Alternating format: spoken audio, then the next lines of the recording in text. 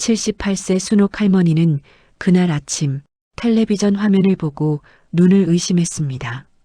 화면 속에서 웃고 있는 남자, 바로 자신의 아들이었거든요. 하지만 아들이 자랑스럽게 소개하는 나만의 독창적인 레시피는 순옥 할머니가 40년 동안 지켜온 바로 그 비법이었습니다. 더 충격적인 건 아들이 당당하게 말하는 거였어요. 이 모든 건 순전히 제 노력의 결과입니다. 혹시 여러분도 자녀를 위해 평생을 바쳤는데 정작 그 자녀들은 부모의 희생을 당연하게 여기는 경험 있으시지 않나요?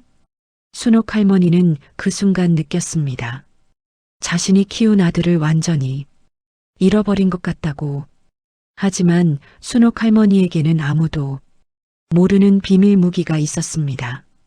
40년 전 남편이 직접 손으로 쓴 그 누구도 부정할 수 없는 결정적 증거가. 과연 순옥 할머니는 자신의 인생과 아들을 되찾을 수 있을까요? 지금부터 들려드리는 이야기는 모든 부모들의 가슴을 뜨겁게 만들 진짜 이야기입니다. 당신의 마음을 어루만지는 이야기, 매일 무료로 함께합니다. 지금 구독과 좋아요를 눌러주시고 따뜻한 목소리와 감동을 놓치지 마세요.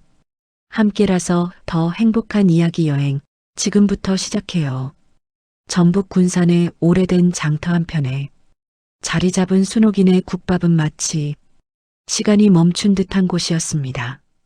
세월의 흔적이 고스란히 묻어난 낡은 간판과 삐걱거리는 의자, 그리고 오랜 세월 동안 수없이 닦아내어 반질반질해진 테이블들이 이곳에 역사를 말해주고 있었죠.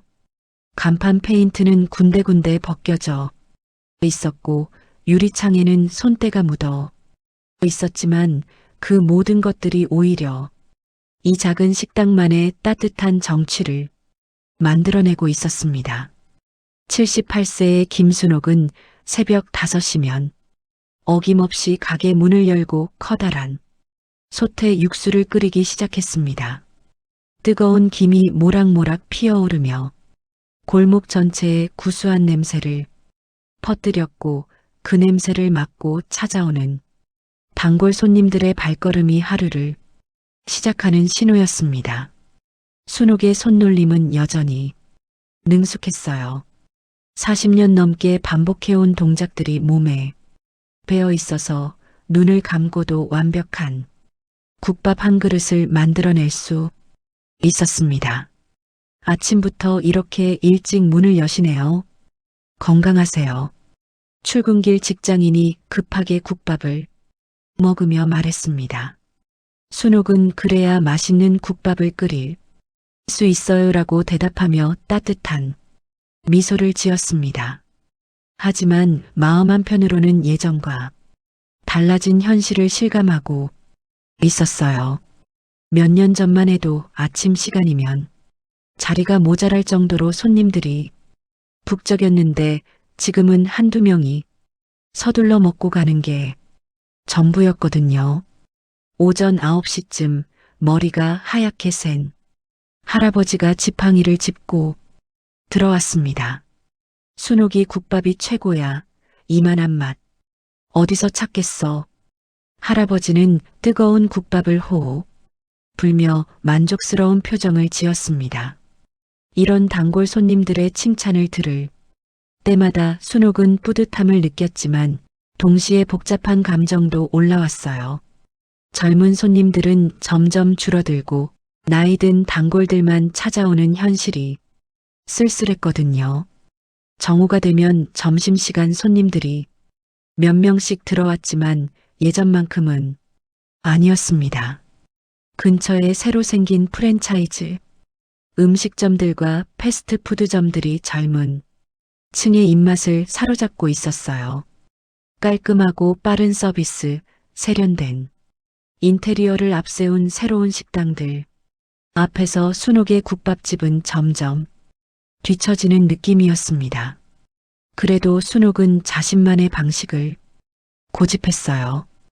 화학 조미료 대신 천연 재료로만 육수를 우려내고 하나하나 정성스럽게 만든 반찬들을 내놓았습니다.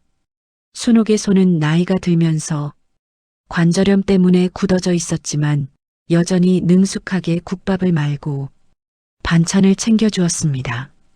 가끔 무거운 솥을 들 때면 허리가 아팠고 오래 서 있으면 다리가 붓기도 했지만 그런 내색은 하지 않았어요. 손님들 앞에서는 항상 밝은 모습을 보여주려고 노력했습니다.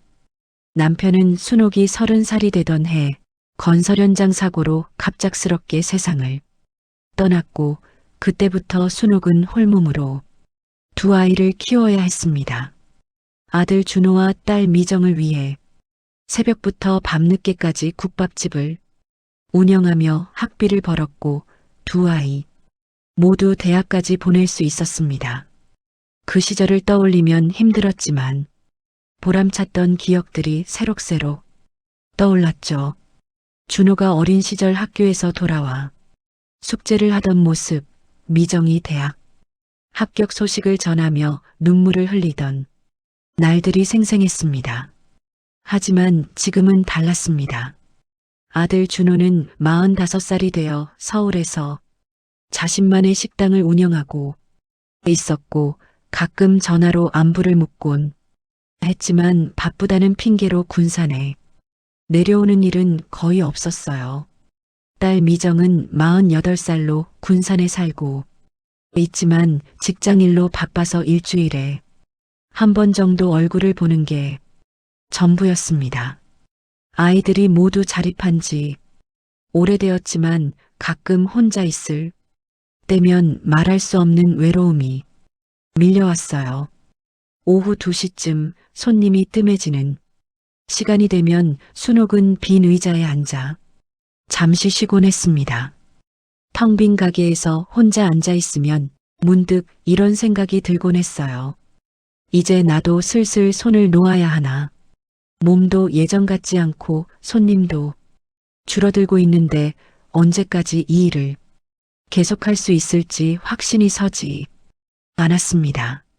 저녁 무렵 마지막 손님이 나간 후 순옥은 하루 매출을 계산해 보았습니다.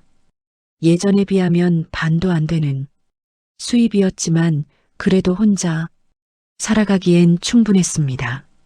무엇보다 이 가게는 순옥에게 단순한 생계수단이 아니었어요. 남편과 함께 꿈꿨던 작은 식당이었고 두 아이를 키우며 흘린 땀과 눈물이 스며있는 소중한 공간이었습니다.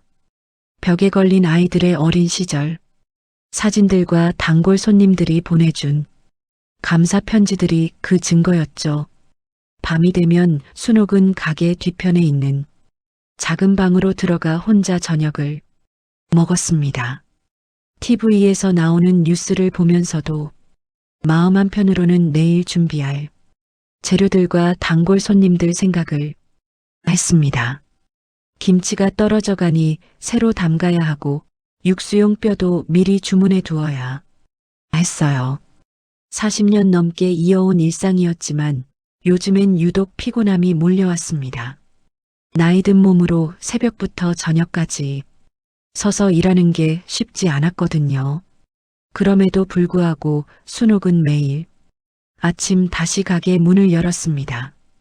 이곳이 바로 자신의 삶이었고 마지막까지 지켜야 할 소중한 것이었으니까요. 순옥의 눈빛엔 피곤함과 외로움이 묻어났지만 여전히 손님들을 맞이하는 미소만은 따뜻했습니다. 그날도 어김없이 새벽 5시에 일어난 순옥은 평소와 다름없이 하루를 시작했습니다. 육수를 끓이고 반찬을 준비하는 동안 라디오에서 흘러나오는 트로트를 들으며 작은 콧노래를 흥얼거렸어요. 아침 손님 몇 명을 받고 나서 잠시 휴식을 취하기 위해 오래된 텔레비전을 켰습니다. 평소엔 드라마 재방송이나 아침 뉴스를 보곤 했는데 그날은 우연히 채널을 돌리다가 요리 프로그램에 눈이 멈췄어요. 오늘의 성공 스토리, 젊은 셰프 박준호의 진국 설렁탕이라는 자막이 화면에 떠올랐습니다. 순옥은 처음엔 별 관심 없이 보고 있었는데 갑자기 화면에 나타난 남자의 얼굴을 보고 깜짝 놀랐어요. 어머, 저 사람이 잘 차려입은 정장을 입고 활짝 웃고 있는 남자는 다름 아닌 자신의 아들 준호였습니다. 언제부터인가 살이 좀 찌고 머리도 깔끔하게 정리한 모습이었지만 분명히 준호가 맞았어요. 안녕하세요. 저는 서울 강남에서 진국 설렁탕을 운영하고 있는 박준호입니다. 준호는 자신만만한 표정으로 카메라를 향해 말했습니다. 순옥은 무의식 중에 몸을 앞으로 기울이며 화면을 자세히 들여다보았어요. 아들이 텔레비전에 나온다는 게 신기하면서도 자랑스러웠거든요. 우리 준호가 그렇게 잘하고 있구나 라는 생각이 들었습니다. 하지만 다음에 나온 준호의 말을 듣고 순옥의 표정이 급변했어요. 이 설렁탕 레시피는 오롯이 제 노력과 연구로 완성한 것입니다. 10년간의 시행착오를 거쳐 지금의 맛을 완성했죠. 준호는 큰 솥에서 김이 올라오는 설렁탕을 젓가락으로 들어보이며 말했습니다. 순옥의 손에서 들고 있던 국자가 떨어져 바닥에 떨어졌어요. 그 설렁탕은 자신이 40년간 지켜온 국밥 비법과 똑같았거든요. 카메라가 준호의 식당 내부를 비춰주기 시작했는데 순옥은 더욱 놀랐습니다. 식당의 외관과 내부 인테리어가 낯익었어요. 분명히 자신이 오래전에 준호에게 물려준 건물이었는데 완전히 새롭게 리모델링 되어 있었습니다. 깔끔한 타일, 바닥, 현대적인 테이블과 의자, 벽면을 장식한 세련된 인테리어는 순옥이 알던 그곳과는 전혀 다른 모습이었어요. 저희 식당의 특별한 점은 전통, 방식 그대로 12시간 동안 푹 우려낸 육수입니다. 준호는 자신 있게 설명했습니다. 비법은 바로 이겁니다. 그러면서 준호가 보여준 재료들과 조리법은 순옥이 젊은 시절부터 써온 그대로였어요. 솥뼈를 우리는 방법, 양념을 넣는 순서, 심지어 마지막에 넣는 비밀, 재료까지 모든 것이 순옥의 레시피 그대로였습니다. 이 맛의 비밀은 무엇인가요? 라고 기자가 물었을 때 준호는 그건 기업 비밀이죠라며 웃었습니다. 하지만 정말 오랜 시간 연구하고 개발한 저만의 독창적인 레시피라고 말씀드릴 수 있어요. 순옥은 그 말을 듣고 가슴이 철렁 내려앉았어요. 자신이 평생에 걸쳐 완성한 비법을 준호가 자신의 것이라고 당당하게 주장하고 있었거든요.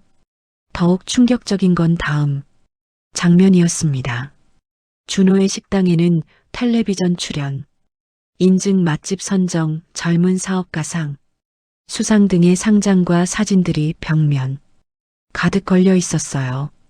손님들로 가득한 홀에서는 웃음소리가 끊이지 않았고 직원들이 바쁘게 움직이며 주문을 받고 있었습니다. 방송에서 소개하는 바에 따르면 하루 매출이 수백만 원에 이른다고 했어요. 성공의 비결이 무엇인가요?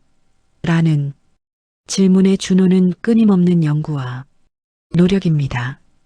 그리고 무엇보다 고객들에게 정성을 다하는 마음이죠라고 답했습니다. 순옥은 그 말을 듣고 씁쓸한 웃음을 지었어요. 정작 그 정성과 노력은 자신이 평생에 걸쳐 쌓아온 것인데 준호는 마치 자신이 처음부터 만들어낸 것처럼 말하고 있었거든요. 방송이 끝나갈 무렵 준호는 앞으로도 더 맛있는 음식으로 고객 여러분께 보답하겠습니다라며 90도로 인사했습니다. 그 모습을 보던 순옥의 눈에서 눈물이 흘러내렸어요. 자랑스러우면서도 배신감이 동시에 밀려왔습니다. 아들이 성공한 것은 기뻤지만 그 성공의 바탕이 된 것이 자신의 평생 노력이라는 사실을 전혀 언급하지 않는 게 속상했어요. 순옥은 떨리는 손으로 휴대폰을 꺼내 준호에게 전화를 걸었습니다. 하지만 현재 통화 중이거나 전화를 받을 수 없습니다라는 기계음만 들렸어요. 몇 번을 더 시도해봤지만 결과는 마찬가지였습니다. 아마 방송 때문에 바쁠 거라고 생각하며 순옥은 전화를 포기했어요. 그날 오후 평소보다 손님이 적었던 가게에서 순옥은 혼자 앉아 깊은 생각에 잠겼습니다. 텔레비전에서 본 준호의 식당은 자신의 작은 국밥집과는 차원이 달랐어요. 현대적이고 세련된 인테리어, 체계적인 서비스, 그리고 무엇보다 북적이는 손님들까지. 하지만 그 모든 것의 시작은 바로 이곳 자신의 작은 국밥집이었다는 사실을 준호가 완전히 잊고 있는 것 같았습니다. 저녁이 되어서야 준호에게서 전화가 왔습니다. 엄마, 오늘 방송 보셨어요? 어떠셨어요? 준호의 목소리에는 흥분과 자랑스러움이 묻어났어요. 순옥은 복잡한 마음으로 응, 봤다. 잘하더라라고 짧게 답했습니다. 그런데 준호야, 그 레시피가. 순옥이 말을 꺼내려는 순간 준호가 말을 끊었어요. 아, 엄마 죄송해요. 지금 인터뷰 요청이 너무 많이 와서 바빠요. 나중에 다시 전화드릴게요. 전화가 끊어진 후 순옥은 한동안 멍하니 앉아 있었습니다. 자신이 키운 아들이 성공한 것은 분명 기뻤지만 동시에 말할 수 없는 서운함과 배신감이 마음 깊숙한 곳에서 올라왔어요. 그날 밤 순옥은 잠을 이루지 못했습니다. 방송을 본 지 사흘이 지났지만 순옥은 여전히 마음이 편치 않았습니다. 밤잠을 설치며 준호와 나눴던 어린 시절 추억들을 떠올렸어요. 준호가 초등학생이었을 때 방학이면 국밥집에 와서 숙제를 하던 모습, 중학생이 되어서는 설거지를 도와주며 엄마, 나중에 저도 엄마처럼 요리 잘하는 사람이 될래요라고 말하던 순진한 얼굴이 생생했습니다. 그때는 정말 순수하게 어머니를 존경하고 따랐는데 언제부터 이렇게 변해버린 걸까요? 더 이상 참을 수 없었던 순옥은 지팡이를 짚고 서울행 버스에 몸을 맡겼습니다. 2시간 반의 긴 여행 끝에 도착한 강남에 거리는 순옥에게는 낯선 세상이었어요. 높은 빌딩들과 화려한 간판들, 그리고 바쁘게 오가는 사람들 사이에서 순옥은 마치 다른 행성에 온 것 같은 기분이었습니다.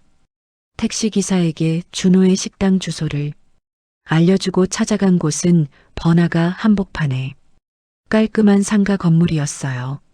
진국설렁탕이라는 세련된 간판이 걸린 식당 앞에 서자 순옥의 가슴이 두근거렸습니다.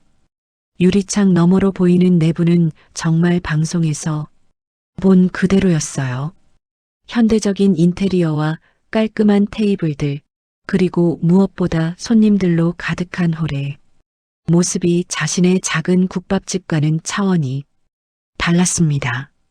벽면에는 각종 수상 내역과 언론 보도 자료들이 액자에 담겨 걸려 있었고 그 중앙에는 준호가 웃고 있는 대형 사진이 자리 잡고 있었어요. 순옥이 문을 열고 들어서자 직원이 반갑게 인사했습니다. 어서 오세요. 몇 분이세요?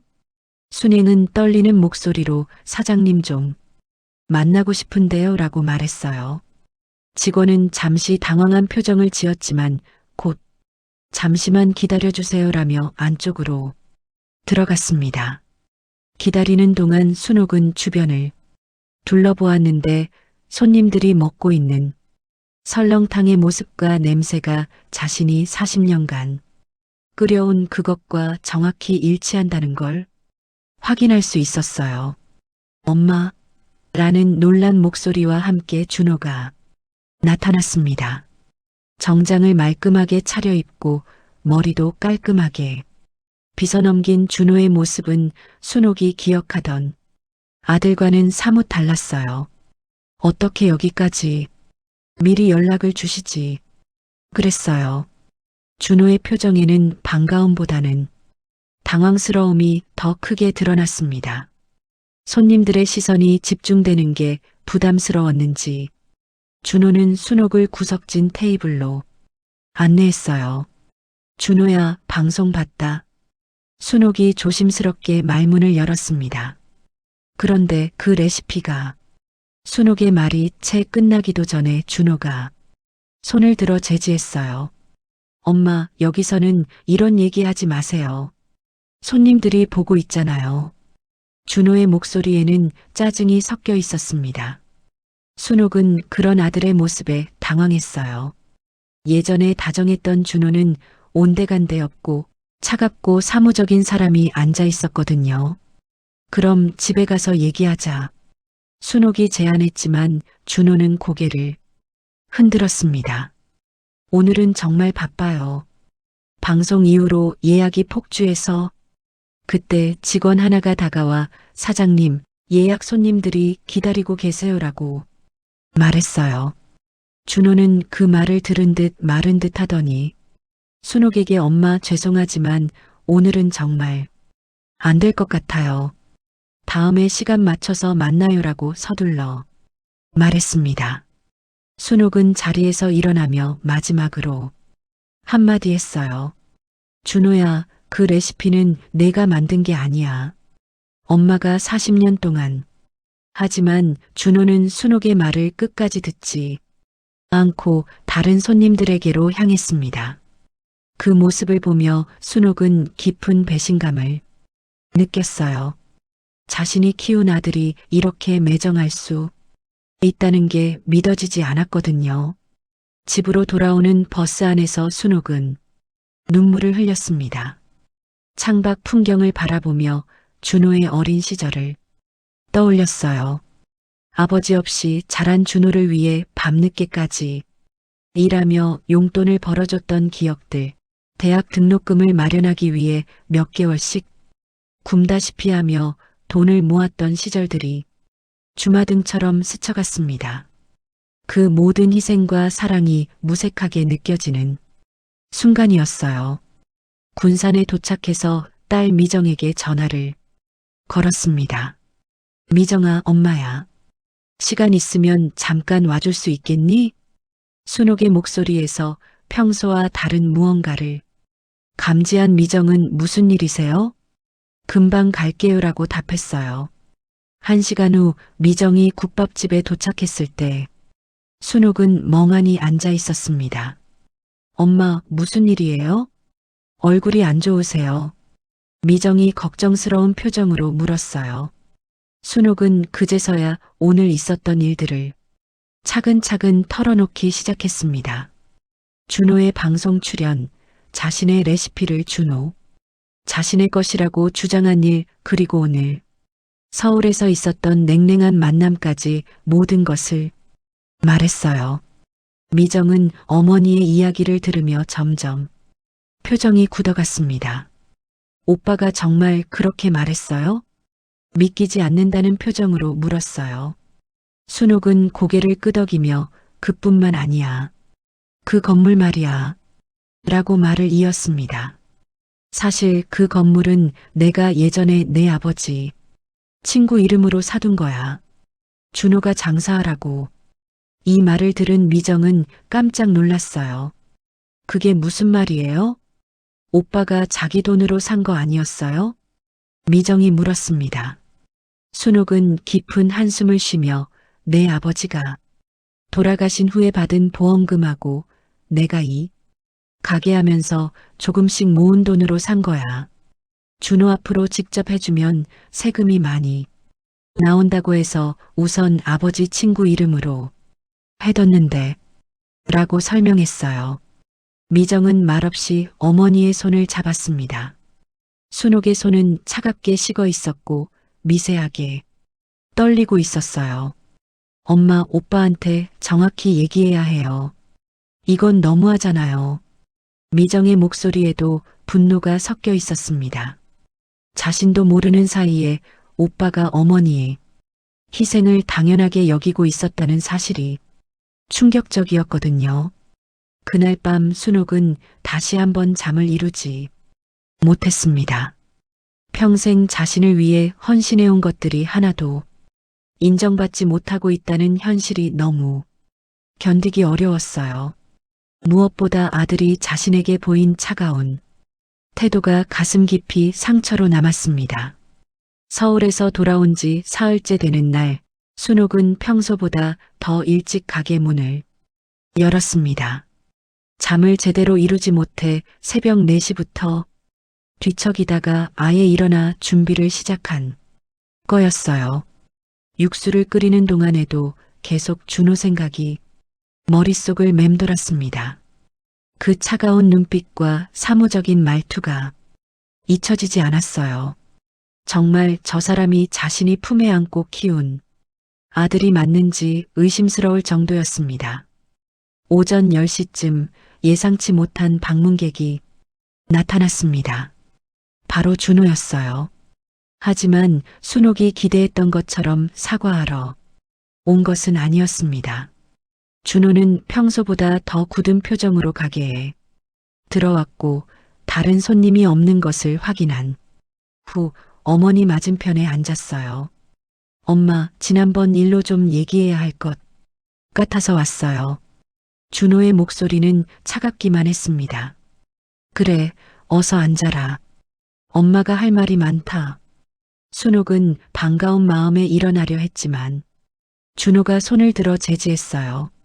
먼저 들어보세요. 솔직히 말해서 지난번에 엄마가 하신 말씀은 좀 그랬어요.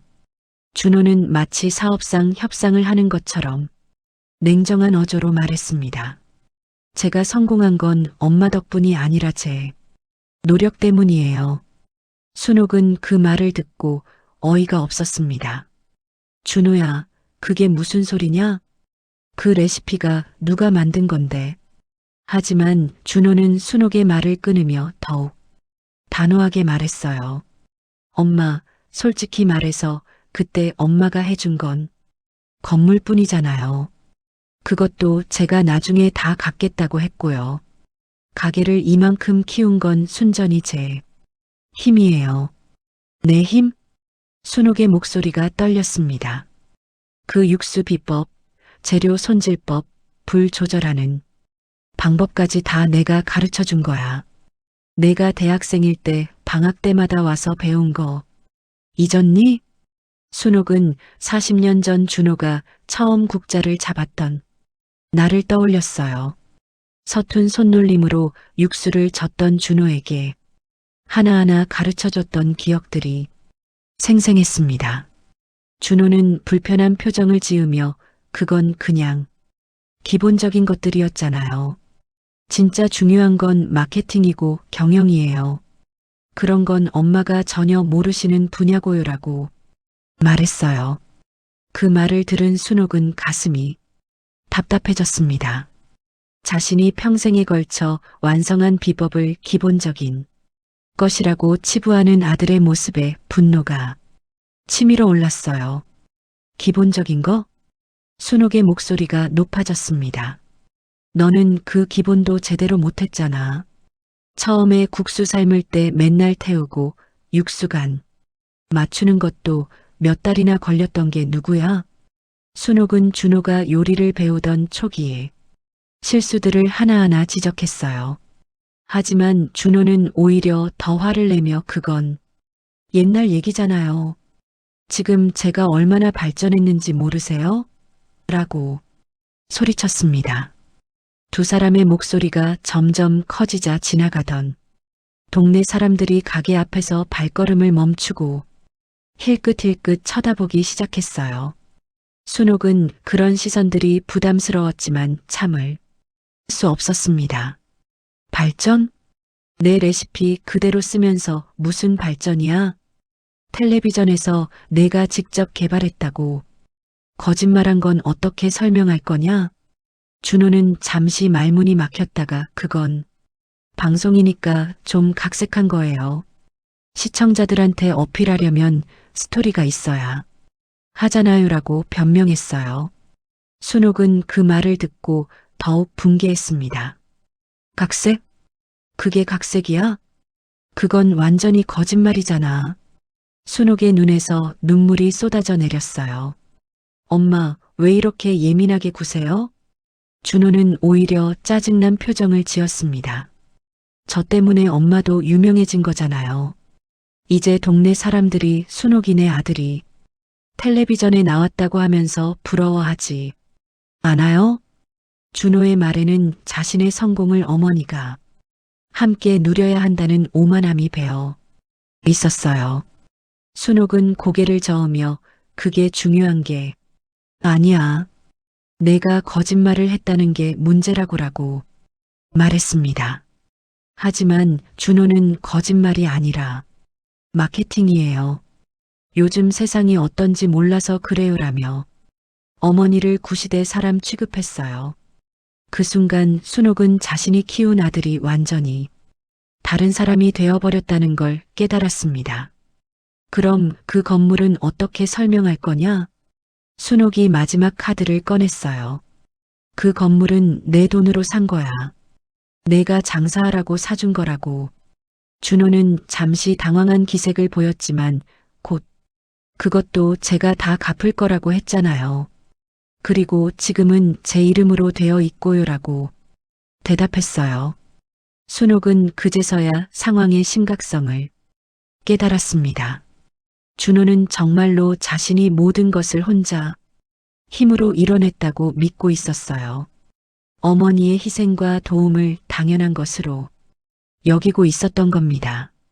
준호야, 너 정말 그렇게 생각하는 거냐? 순옥의 목소리는 절망에 가득 차 있었어요. 엄마, 이제 그만 집착하세요. 준호는 냉정하게 말했습니다. 저는 이제 성인이고 제 인생은 제가 책임져요. 엄마도 이제 좀 놓아주세요. 그 말을 마지막으로 준호는 자리에서 일어났어요. 순옥은 준호야 하고 불렀지만 준호는 뒤돌아보지 않고 가게를 나갔습니다. 준호가 떠난 후 순옥은 한동안 멍하니 앉아 있었습니다. 가게 밖에서 수군거리는 동네 사람들의 목소리가 들려왔어요. 순옥이네하고 아들이 싸우더라. 아들이 성공하니까 욕심이 생긴 모양이야. 요즘 젊은 사람들은 다 그래.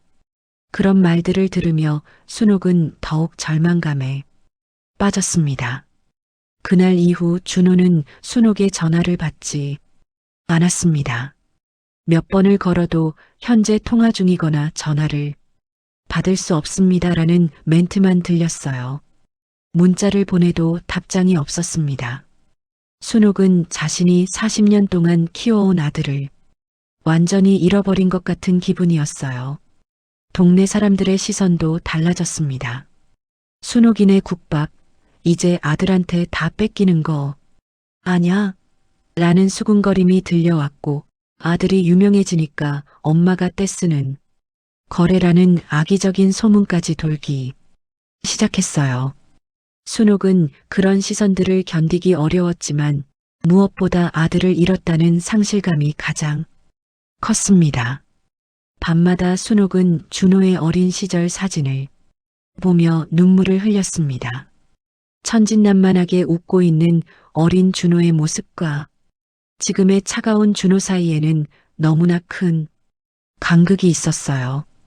언제부터 이렇게 변해버린 걸까요? 순옥은 자신이 아들을 잘못 키운 건 아닌지 자책하기 시작했습니다. 준호와의 갈등이 있은 지 일주일이 지난 어느 날 아침 순옥은 평소와 같이 가게에 문을 열고 하루를 시작했습니다. 하지만 뭔가 이상했어요. 새벽부터 가게 앞을 서성이는 사람들이 보였고 카메라를 든 기자 같은 사람들도 몇 명 눈에 띄었습니다. 순옥은 혹시나 해서 준호 때문에 온 사람들인가 싶어 마음이 두근거렸어요. 아들이 마음을 받고 화해하러 온 건 아닐까 하는 희망을 품었거든요. 하지만 오전 10시쯤 군산시청 직원이라고 밝힌 남자가 공문서 봉투를 들고 나타났을 때 순옥의 얼굴은 창백해졌습니다. 김순옥 사장님이시죠? 중요한 서류 전달해 드리러 왔습니다. 그가 건넨 봉투 안에는 철거 통보서라는 무서운 제목의 문서가 들어 있었어요. 순옥은 떨리는 손으로 문서를 펼쳐보았지만 어려운 법률 용어들 때문에 내용을 제대로 이해할 수 없었습니다. 이게 무슨 뜻인지 설명해 주세요. 순옥이 간신히 물었을 때 시청 직원은 이 일대가 재개발 구역으로 지정되어서 2개월 후에 철거가 예정되어 있습니다. 새로운 상업시설이 들어설 예정이고요라고 설명했어요. 순옥은 그 말을 듣고 다리에 힘이 풀려 의자에 주저앉았습니다. 40년 넘게 지켜온 이 자리에서 쫓겨나야 한다는 현실이 믿어지지 않았거든요. 그럼 우리는 어떻게 해야 하나요? 순옥이 떨리는 목소리로 물었습니다. 보상금이 나오긴 하지만 많지는 않을 겁니다. 그리고 이 근처에서 다른 자리를 구하시는 것도 쉽지 않을 것 같고요. 직원의 말은 마치 사형 선고처럼 들렸어요. 순옥은 그동안 모은 돈으로는 다른 곳에서 가게를 다시 시작하기 어렵다는 걸 알고 있었습니다. 더 충격적인 사실은 그 다음에 밝혀졌습니다. 오후에 동네 이장이 찾아와서 들려준 이야기였어요. 순옥이 어머니 큰일 났어요. 이번 재개발 사업 주체가 누군지 아세요? 이장의 표정이 심상치 않았습니다. 서울에서 내려온 업체인데 대표가 박준호라는 사람이에요. 혹시 아들 준호 씨 아닌가요? 순옥은 그 말을 듣고 눈앞이 캄캄해졌습니다. 자신의 아들이 자신을 내쫓으려 한다는 사실을 믿을 수 없었어요. 그럴 리가 없어요. 분명 동명이인일 거예요. 순옥은 애써 부정하려 했지만 이장이 보여준 신문 기사에는 분명히 준호의 사진과 함께 젊은 사업가 박준호 군산 재개발 사업 진출이라는 제목이 적혀 있었습니다. 그날 저녁 순옥은 떨리는 손으로 준호에게 전화를 걸었습니다. 며칠째 받지 않던 전화를 이번에는 받았어요. 준호야, 재개발 얘기가 정말이냐? 순옥의 목소리는 절망에 차 있었습니다. 준호는 잠시 침묵하다가 엄마, 그것도 사업이에요. 개인 감정과 사업은 별개라고요라고 차갑게 답했어요. 별개라고? 내가 엄마 가게를 없애려고 하는데? 순옥은 믿을 수 없다는 목소리로 물었습니다. 준호는 엄마 시대가 변했잖아요. 낡은 건물들은 다 철거하고 새로 지어야 해요. 그게 발전이라고요라며 마치 당연한 일인 것처럼 말했어요. 제가 알아서 더 크게 할게요. 엄마도 거기서 일하실 수 있고요. 순옥은 그 말을 듣고 분노가 치밀어 올랐습니다. 크게 한다고? 내 가게를 내가 뺏어가려는 거냐? 하지만 준호는 뺏어간다는 게 무슨 말이에요? 더 좋은 환경에서 장사할 수 있게 해드리는 거잖아요 라고 반박했어요. 순옥은 준호가 정말로 자신의 마음을 전혀 이해하지 못한다는 걸 깨달았습니다. 준호야, 이 가게는 단순한 장사터가 아니야. 내 아버지와 나의 추억이 담긴 곳이고 너와 미정이를 키운 곳이라고. 순옥의 목소리는 간절했습니다. 하지만 준호는 그런 감상적인 것들 때문에 발전을 막을 수는 없어요. 엄마도 현실을 받아들이세요라며 냉정하게 말했어요. 전화를 끊은 후 순옥은 한동안 멍하니 앉아 있었습니다. 자신이 평생을 바쳐 키운 아들이 이제는 자신의 삶의 터전까지 빼앗으려 한다는 현실이 너무나 잔혹했어요. 주저앉고 싶었지만 그럴 수도 없었습니다. 이대로 포기할 수는 없었거든요. 다음 날 아침 순옥은 미정에게 급하게 전화를 걸었습니다. 미정아, 엄마야. 큰일 났다. 준호가. 순옥의 다급한 목소리를 들은 미정은 즉시 국밥집으로 달려왔어요. 어머니로부터 재개발 이야기를 들은 미정은 분노로 얼굴이 붉어졌습니다. 오빠가 정말 그런 짓을 했어요? 이건 너무하잖아요. 미정은 즉시 준호에게 전화를 걸었지만 받지 않았어요. 문자로 오빠 엄마 가게 재개발 얘기가 정말이에요? 당장 연락 주세요라고 보냈지만 답장도 없었습니다. 미정은 어머니를 위로하면서도 속으로는 오빠에 대한 실망감이 커져갔어요. 어떻게 친어머니에게 이런 일을 할 수 있는지 이해할 수 없었거든요. 그날 오후 동네 사람들 사이에서는 순옥의 이야기가 화제가 되었습니다. 순옥이네 아들이 어머니 가게를 철거하려 한다더라. 아무리 사업이라고 해도 그렇지 어떻게 어머니한테 그런 일을 할 수 있어? 동네 사람들의 반응은 대부분 순옥을 동정하는 쪽이었어요. 하지만 그런 동정이 순옥에게는 오히려 더 큰 상처가 되었습니다. 저녁 무렵 순옥은 혼자 가게에 앉아 지난 40년을 돌아보았습니다. 남편과 함께 시작한 작은 꿈, 두 아이를 키우며 흘린 땀과 눈물, 그리고 이 작은 공간에서 쌓아온 수많은 추억들이 모두 사라질 위기에 처했어요. 무엇보다 자신이 가장 사랑하는 아들의 손에 의해서 말이죠. 순옥은 벽에 걸린 가족 사진을 내려다보았습니다. 준호가 대학생이었을 때 찍은 사진이었는데 그때의 준호는 정말 순수하고 착한 청년이었어요. 어머니를 존경하고 사랑한다고 말하던 그 아들이 어떻게 이렇게 변했을까요? 순옥은 자신이 아들을 잘못 키운 건 아닌지 어디서부터 잘못된 건지 계속 자문했습니다. 밤이 깊어갈수록 순옥의 마음도 점점 무거워졌습니다. 40년의 세월이 담긴 이 공간을 떠나야 한다는 것도 견디기 어려웠지만 그보다 더 아픈 건 아들을 완전히 잃어버린 것 같다는 생각이었어요. 준호는 이제 돌이킬 수 없는 선을 넘어버린 것 같았습니다. 그날 밤 순옥은 잠들지 못하고 새벽까지 깨어 있었습니다. 창밖으로 보이는 익숙한 골목길과 오래된 건물들을 바라보며 이 모든 것들과 이별해야 한다는 현실을 받아들이려 노력했어요. 하지만 쉽지 않았습니다.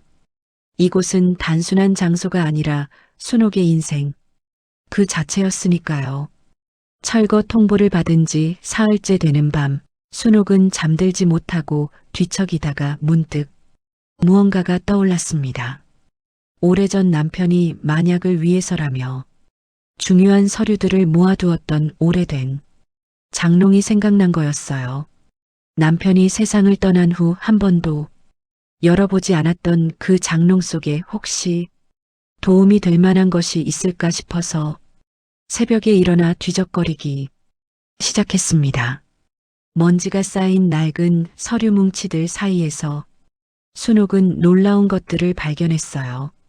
첫 번째는 준호의 식당 건물 소유권 증서였습니다. 분명히 남편의 친구 이름으로 되어 있었지만 실제 구입 비용을 지불한 사람은 순옥이었다는 걸 증명하는 은행 거래 내역서들도 함께 있었어요. 보험금 수령 증명서, 국밥집 매출로 모은 돈의 적금 통장까지 모든 증거가 고스란히 남아 있었습니다. 더욱 놀라운 건 그 다음에 발견한 것이었어요. 남편이 생전에 직접 손으로 쓴 메모지에는 순옥이의 국밥 비법이라는 제목으로 자세한 레시피가 적혀 있었습니다. 육수를 우리는 시간, 재료의 정확한 분량, 심지어 불 조절법까지 하나하나 세심하게 기록되어 있었어요. 날짜를 보니 순옥이 25살 때, 즉 45년 전에 쓰인 것이었습니다. 그 시절 남편이 아내의 요리 실력을 자랑스러워하며 기록해둔 거였죠. 이것 봐라. 순옥은 떨리는 손으로 그 메모지를 들여다보았습니다. 남편의 친숙한 글씨체로 쓰인 우리 순옥이만의 특별한 맛의 비밀 이라는 문구를 보니 눈물이 핑 돌았어요. 그리고 마지막 페이지에는 이 레시피는 순옥이가 직접 개발한 것으로 우리 가족만의 소중한 유산이다라는 문장이 적혀 있었습니다. 순옥은 그제서야 깨달았습니다. 자신에게는 준호가 주장하는 모든 것을 반박할 수 있는 확실한 증거들이 있다는 걸 말이에요. 건물의 진짜 소유자가 누구인지, 그 유명한 레시피가 정말 누가 만든 것인지 모두 증명할 수 있었습니다. 내가 이걸 지켜야지. 순옥의 마음속에서 오랫동안 꺼져 있던 투지가 다시 살아나기 시작했어요. 다음 날 아침 순옥은 미정에게 전화를 걸었습니다. 미정아, 엄마 좀 도와줄 수 있겠니? 중요한 걸 찾았어.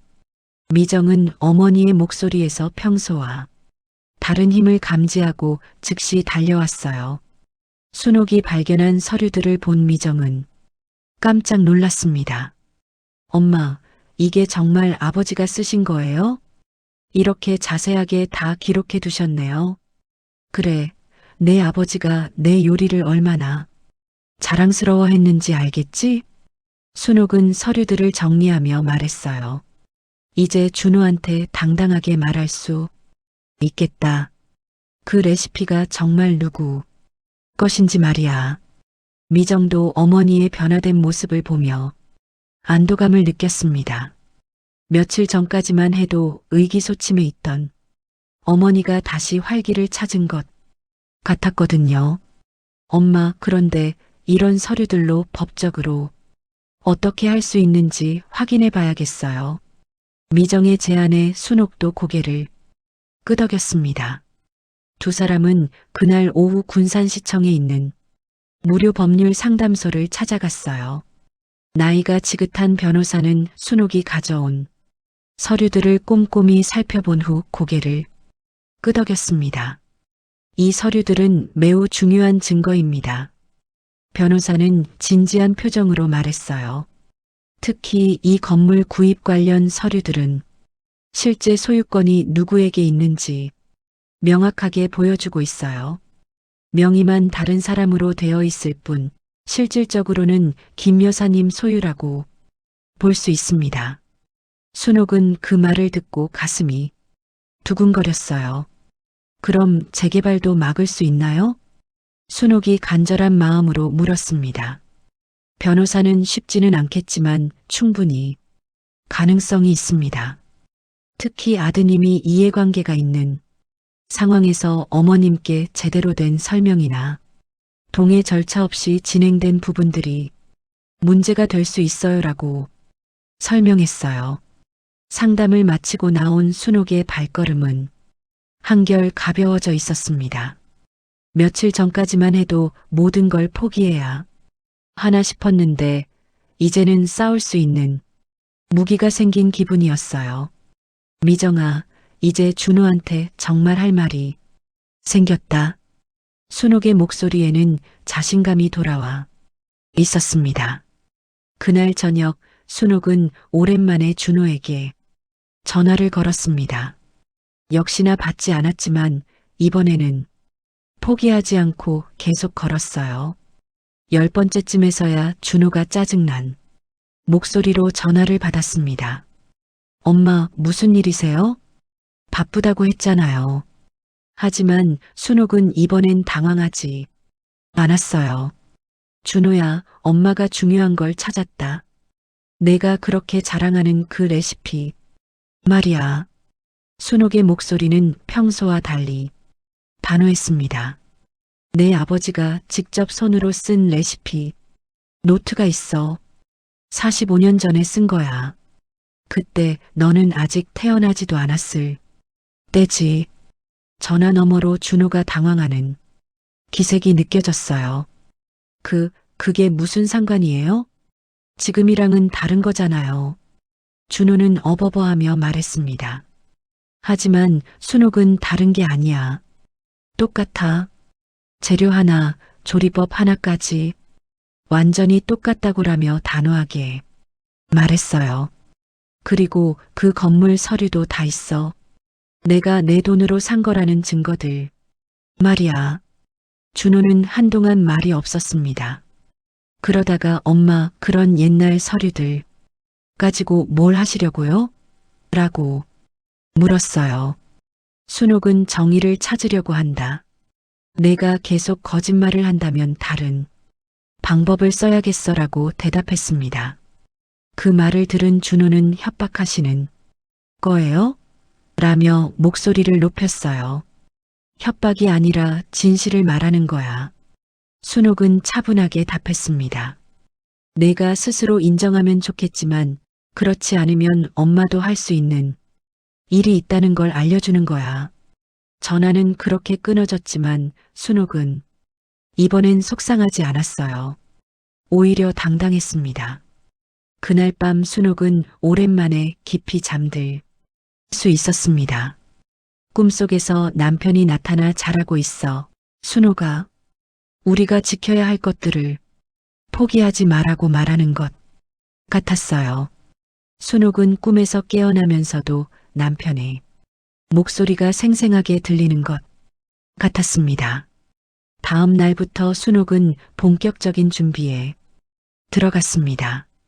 미정과 함께 서류들을 정리하고 변호사와 상담을 계속하며 필요하다면 언론에도 알릴 준비를 했어요. 40년 넘게 지켜온 것들을 지키기 위해서라면 무엇이든 할 각오가 되어 있었습니다. 순옥의 눈에는 오랜만에 불이 켜져 있었습니다. 지난 몇 주간 느꼈던 절망과 무력감은 온데간데 없고 대신 강인한 의지가 자리 잡고 있었어요. 이제 진짜 싸움이 시작되는 거였습니다. 순옥이 증거 서류들을 정리한 지 일주일 후 예상치 못한 연락이 왔습니다. 지역 방송국 KBC 전북의 기자에게서 였어요. 안녕하세요. KBC 전북 사회부 김 기자입니다. 혹시 박준호 셰프의 어머님이신가요? 기자는 정중한 목소리로 말했습니다. 요즘 인터넷에서 화제가 되고 있는 이야기가 있어서 취재 요청드리고 싶어서요. 알고 보니 동네에서 순옥과 준호의 갈등 이야기가 소문으로 퍼지면서 누군가가 온라인 커뮤니티에 글을 올렸던 거였어요. 유명 셰프가 어머니 레시피 훔쳐서 성공했다더라는 제목의 글이 순식간에 화제가 되었고 결국 언론의 관심을 끌게 된 거였습니다. 순옥은 처음엔 당황했지만 이것도 진실을 알릴 기회라고 생각하며 취재에 응하기로 결정했어요. 저희 프로그램 맛집 비밀 코너에서 이 이야기를 다뤄보고 싶습니다. 물론 박준호 셰프 측에도 해명 기회를 드릴 예정이고요. 김 기자의 제안을 들은 순옥은 미정과 상의한 후 출연을 승낙했습니다. 진실을 밝힐 수 있는 좋은 기회라고 생각했거든요. 방송 녹화 전날 밤 순옥은 긴장으로 잠을 이루지 못했습니다. 평생 텔레비전 카메라 앞에 서본 적이 없는데 과연 제대로 할 수 있을까 싶었어요. 미정은 어머니를 위로하며 엄마 그냥 평소처럼 솔직하게 말씀하시면 돼요. 엄마가 틀린 건 하나도 없잖아요라고 격려했습니다. 녹화 당일 방송국 스튜디오에 도착한 순옥은 놀랐습니다. 준호도 와 있었거든요. 며칠 전까지만 해도 전화도 받지 않던 준호가 방송에는 나온다는 게 아이러니했어요. 준호는 어머니를 보자 어색한 표정을 지었지만 먼저 인사하지는 않았습니다. 대신 매니저로 보이는 사람과 계속 뭔가를 상의하고 있었어요. 오늘 방송은 생방송으로 진행됩니다. 제작진의 설명을 들은 순옥은 더욱 긴장했어요. 실수해도 다시 찍을 수 없다는 뜻이었거든요. 하지만 동시에 편집으로 자신의 말이 왜곡될 염려는 없다는 안도감도 들었습니다. 방송이 시작되고 김 기자가 상황을 설명한 후 첫 번째 질문을 던졌습니다. 박준호 셰프님, 최근 인터넷에서 화제가 되고 있는 어머님과의 갈등에 대해 어떻게 생각하시나요? 준호는 잠시 머뭇거리다가 그냥 가족 간의 작은 오해일 뿐입니다. 크게 문제될 것은 없어요라고 답했어요. 하지만 김 기자는 더 구체적으로 파고들었습니다. 그럼 현재 사용하고 계신 설렁탕 레시피는 정말 셰프님이 직접 개발하신 건가요? 이 질문에 준호는 눈에 띄게 당황했어요. 물론입니다. 10년간의 연구 끝에 완성한 저만의 레시피죠. 하지만 그의 목소리에는 확신이 부족해 보였습니다. 순옥은 그때 가방에서 남편이 쓴 낡은 레시피 노트를 꺼냈습니다. 이 레시피를 한번 보세요. 순옥의 목소리는 떨리고 있었지만 단호했어요. 이건 내 남편이 45년 전에 손으로 직접 쓴 거예요. 준호는 그때 아직 태어나지도 않았을 때입니다.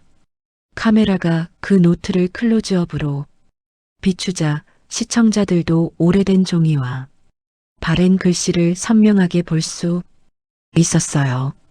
김 기자가 노트를 자세히 살펴본 후 물었습니다. 이 레시피와 현재 박준호 셰프님이 사용하시는 레시피가 얼마나 유사한가요? 순옥은 똑같습니다. 재료 하나, 조리 순서 하나까지 완전히 동일해요라고 대답했어요. 그러면서 노트의 각 페이지를 하나씩 보여주며 설명했습니다. 준호는 점점 궁지에 몰렸습니다. 그건 우연의 일치일 수도 있잖아요. 비슷한 레시피는 얼마든지 있을 수 있고요. 하지만 순옥은 우연의 일치라고 하기엔 너무 정확해요. 심지어 마지막에 넣는 비밀 재료까지 똑같으니까요라며 반박했어요. 김 기자는 이번에는 더 핵심적인 질문을 던졌습니다. 현재 셰프님이 운영하시는 식당, 건물의 소유권은 어떻게 되나요? 이 질문에 준호는 제 명의로 되어 있습니다라고 답했어요. 하지만 순옥이 명의만 내 것이지 실제로는 내 돈으로 산 거야라고 말하자 스튜디오 분위기가 긴장감으로 가득 찼습니다. 순옥은 가방에서 또 다른 서류들을 꺼냈어요. 이것들이 증거입니다. 건물 구입 당시의 은행 거래 내역, 보험금 수령 증명서, 그리고 내가 국밥집 운영하면서 모은 적금 통장까지 다 있어요. 카메라가 서류들을 비추는 동안 준호의 얼굴은 점점 창백해졌습니다. 박준호 셰프님, 이에 대해 어떻게 설명하시겠습니까?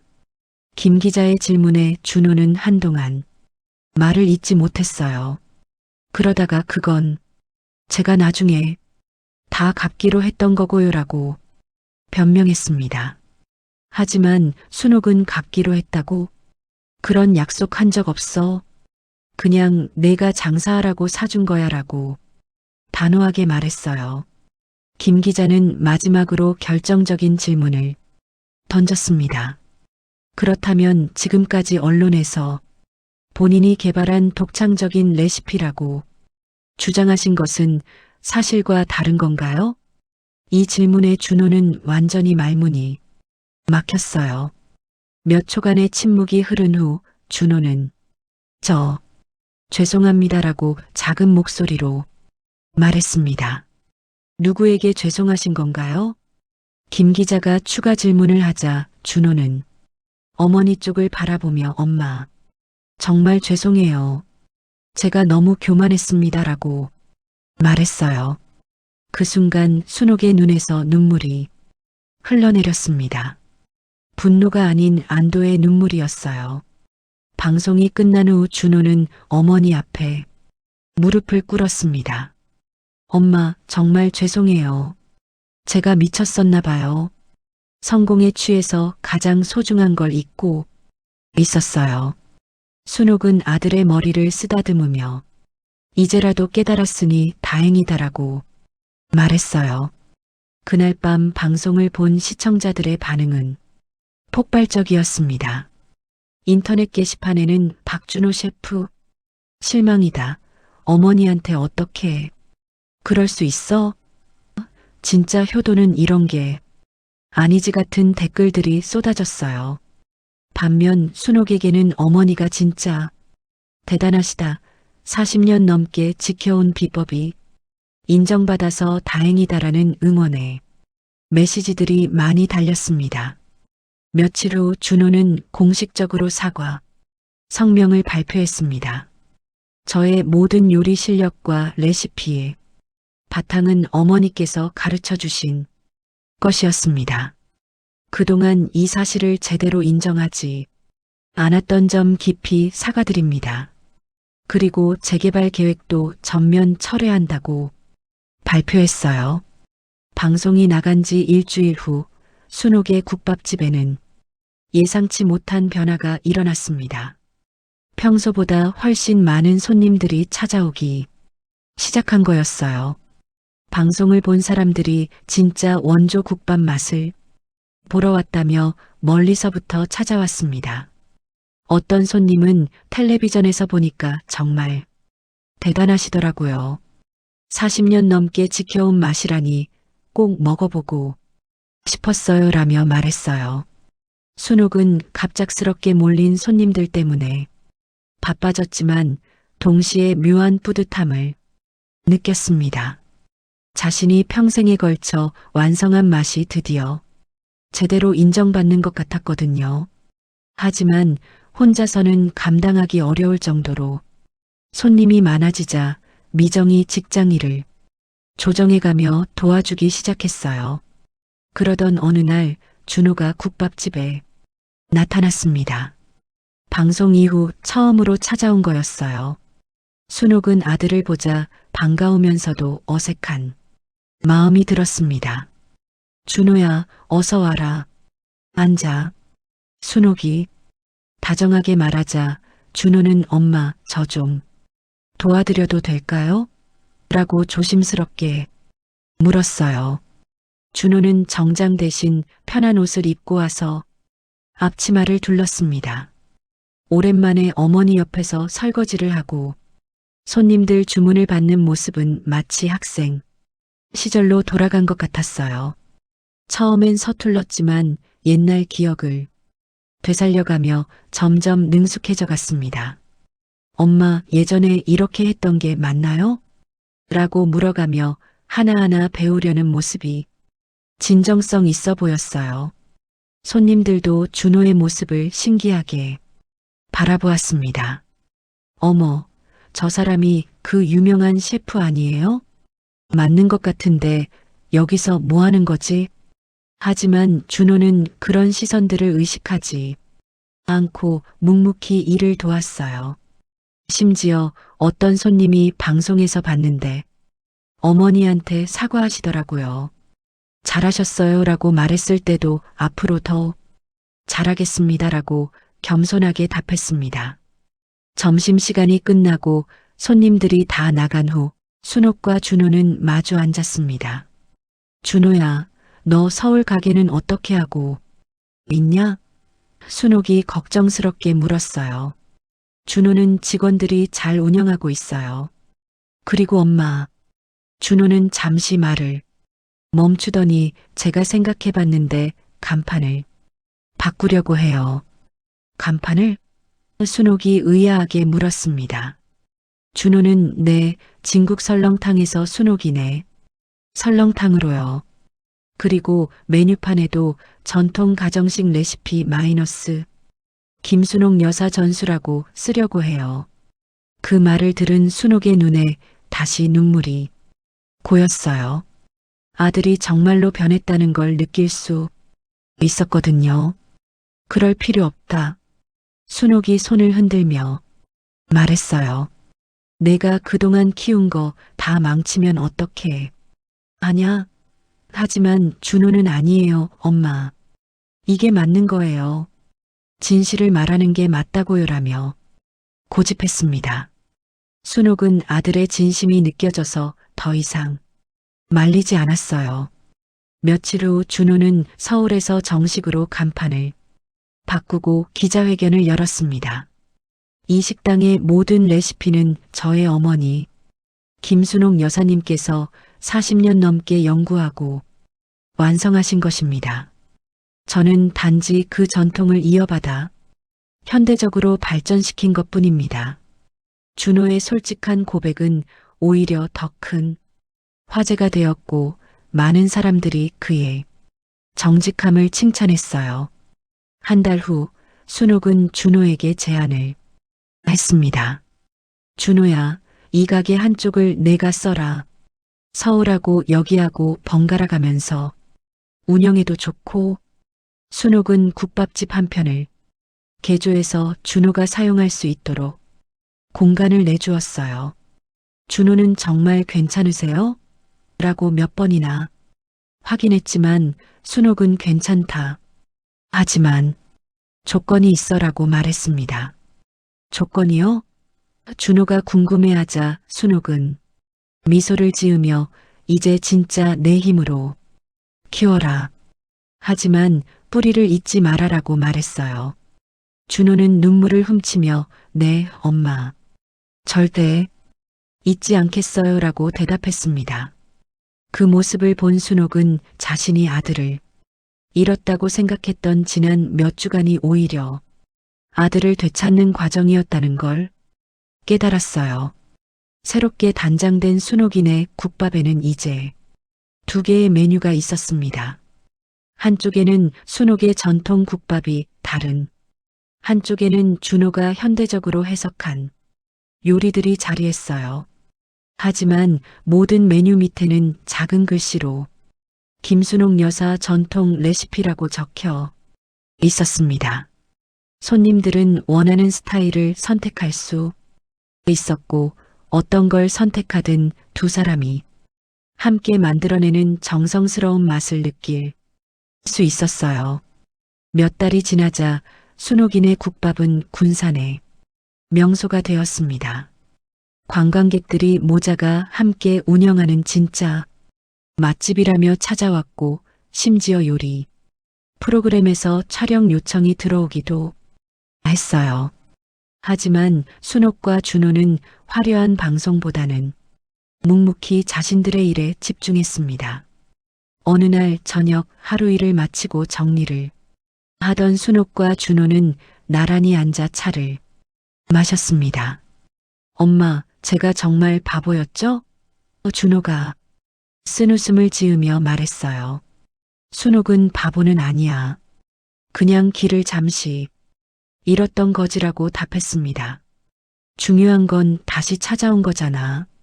앞으로는 절대 이런 일 없을 거예요. 준호가 진지하게 말하자 순옥은 그래, 믿는다라고 대답했어요. 그리고 잠시 후 덧붙였습니다. 준호야, 너 덕분에 엄마도 많이 배웠다. 때로는 싸워야 할 때도 있다는 걸. 말이야. 장터에는 다시 국밥 냄새가 진하게 퍼졌습니다. 하지만 이제는 예전과 달랐어요. 어머니와 아들이 함께 만들어내는 더욱 풍부하고 깊은 맛이었습니다. 순옥은 가끔 손님들이 맛있게 먹는 모습을 바라보며 속으로 중얼거렸어요. 이 맛이 우리 가족을 다시 이어줬구나. 저녁 무렵 미정도 가족들과 함께 찾아와 함께 저녁을 먹었습니다. 세 가족이 둘러앉아 국밥을 나눠 먹는 모습은 평범하지만 소중한 일상이었어요. 순옥은 그 순간이 자신이 평생 꿈꿔왔던 진짜 행복이라는 걸 알 수 있었습니다. 성공이나 명예보다 더 소중한 것은 바로 이런 따뜻한 가족의 정이었으니까요.